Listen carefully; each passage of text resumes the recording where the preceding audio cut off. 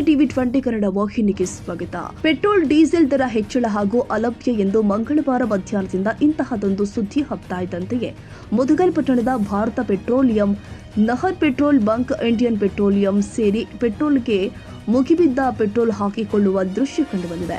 ಸುಳ್ಳು ಸುದ್ದಿಯನ್ನ ನಂಬಿದ ಜನ ಆತಂಕಗೊಂಡು ಇದೀಗ ಪೆಟ್ರೋಲ್ ಬಂಕ್ಗಳಿಗೆ ನುಗ್ಗಲು ಮಾಡ್ತಾ ಇದ್ದಾರೆ.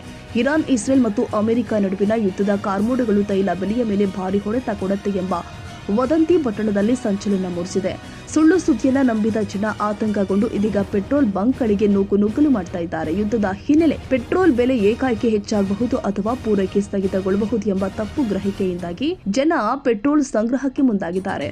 ಪಟ್ಟಣದ ಪ್ರಮುಖ ಪೆಟ್ರೋಲ್ ಪಂಪ್ಗಳಲ್ಲಿ ವಾಹನ ಸವಾರು ಸಾಲುಗಟ್ಟಿ ನಿಂತಿದ್ದು ಕೆಲವೇ ಗಂಟೆಯಲ್ಲಿ 2ಕ್ಕೂ ಹೆಚ್ಚು ಬಂಕ್ಗಳಲ್ಲಿ ಪೆಟ್ರೋಲ್ ಸಂಪೂರ್ಣ ಖಾಲಿಯಾಗಿದೆ. ಕೇವಲ ವಾಹನಗಳಿಗೆ ಮಾತ್ರವಲ್ಲದೆ ಪ್ಲಾಸ್ಟಿಕ್ ಕ್ಯಾನ್ಗಳಲ್ಲಿಯೂ ಕೂಡ ಲೀಟರ್ ಗಟ್ಟಲೆ ಪೆಟ್ರೋಲ್ ತುಂಬಿಸಿಕೊಂಡು ಹೋಗ್ತಾ ಇರುವ ದೃಶ್ಯಗಳು ಕೂಡ ಕಂಡುಬಂದಿದೆ.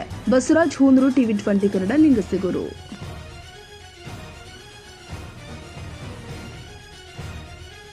ಕನ್ನಡಿಗರ ಮೆಚ್ಚಿನ ನಿಮ್ಮ ಟಿವಿ 20 ಕನ್ನಡ ವಾಹಿನಿ ಇದೀಗ ಟಿವಿಯಲ್ಲಿ ಲಭ್ಯ.